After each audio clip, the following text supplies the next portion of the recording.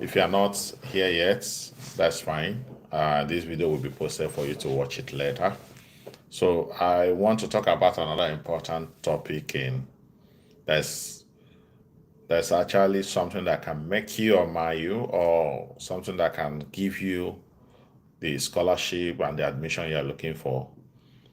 And I'm talking about crafting a compelling tips on crafting a compelling CV for admission and scholarship. What are the things you need to do? Number one, I'll be I'll try as much as possible to make these videos short.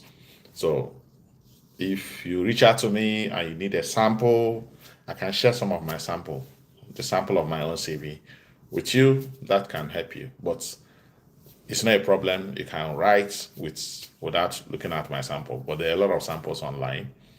But with the things I will say, you'll be able to know how to write yours. So number one thing is start with your CV with a strong header. Number one, start with a strong header. You include your name, your contact details, and link to your professional profile. Keep it simple, clear, and professional. So, what are the examples of professional profile you put there? Something like your LinkedIn, ResearchGate, OrcID, and Google Scholar.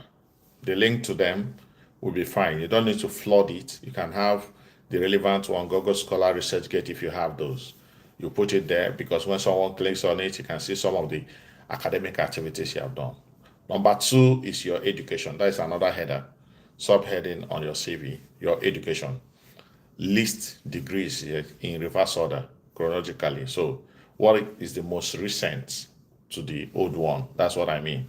You don't need to include your high school and primary school. That's not relevant at this time.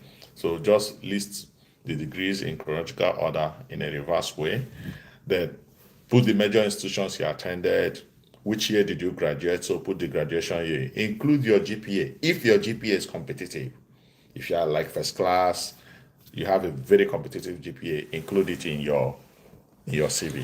Also, then the honors you received. Did you get an award included there?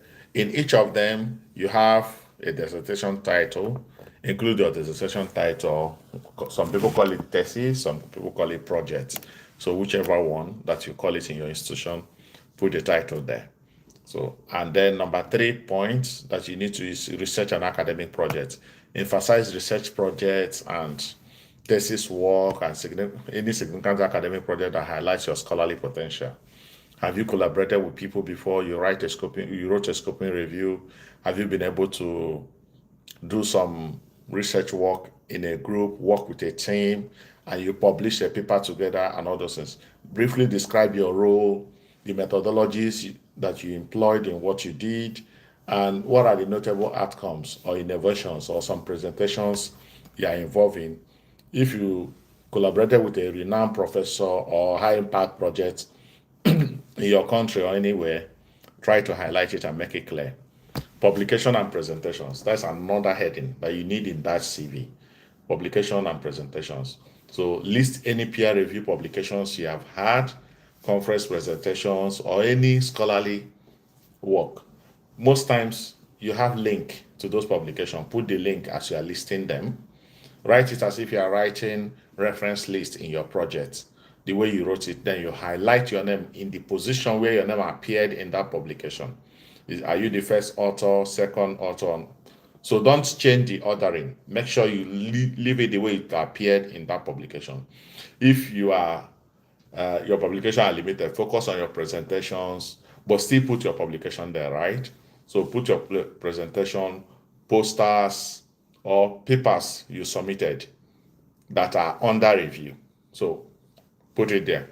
Format consistently and include any relevant work to avoid overwhelming the reader. Put things that are relevant to what you're applying to, right? So don't put things that are not relevant. So another heading is awards and honors or scholarship you have had. List any academic award you have received before, scholarships, recognition in reverse chronological order. What is the most recent? Include competitive or prestigious award. You attended a conference, you had the best presenters award. Whether it has monetary value or not, it's a recognition. And these are tied to academic excellence and research potential. Add it there.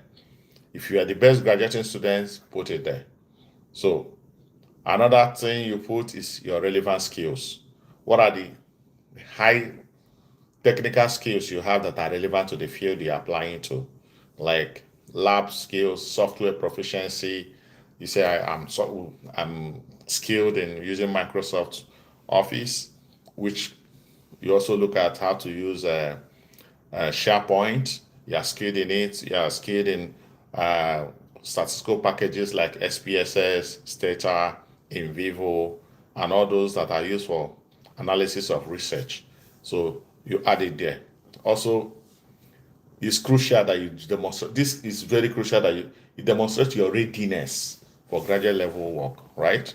So number 7 is academic or professional membership. If you belong to a professional group, like your profession, like engineering profession, nutrition profession, health profession, any of the professional associations you belong to, mention professional membership.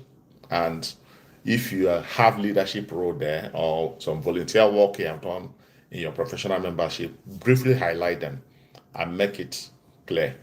Let it be very relevant. Volunteer work you have done or extracurricular activity. Maybe you have reviewed for some journal, you have volunteered in a group, you have done some community service, research things you have done, add it there. Then number 9 is the length of your CV. Don't make it overly too long. If it is your publication that made it long, that's okay. But don't put irrelevant things. And when you are putting your job experience, it's good you put your job experience, like job history, some of the things you have done before. So if you put your job experience there, those your job experience, you highlight things that are very relevant to what you're applying to. So 4 or 5 bullets is enough for your job experience to highlight what you have done or do a very brief description of your role and the things you did. So focus on what sets you apart academically and is directly relevant to the program. Ensure that your formatting is clean. Don't put so many colors. You can have just white and black. Don't make it overly colorful. Ensure it's clean, consistent formatting with clear headings, bullet point for easy reading. That's one of the ways. Then proofread and customize for each application. Don't use generic CV. Customize your CV, tailor it for the specific program you are applying to. Emphasize your experience that match the scholarship or admission requirements. Because if you don't focus it, it's too generic. Remember, you're not the only one applying for that position. Other people are applying. You might be edged out because yours is generic. You're not emphasizing what you did that is in relation to what you're applying to. So I'm going to stop here today.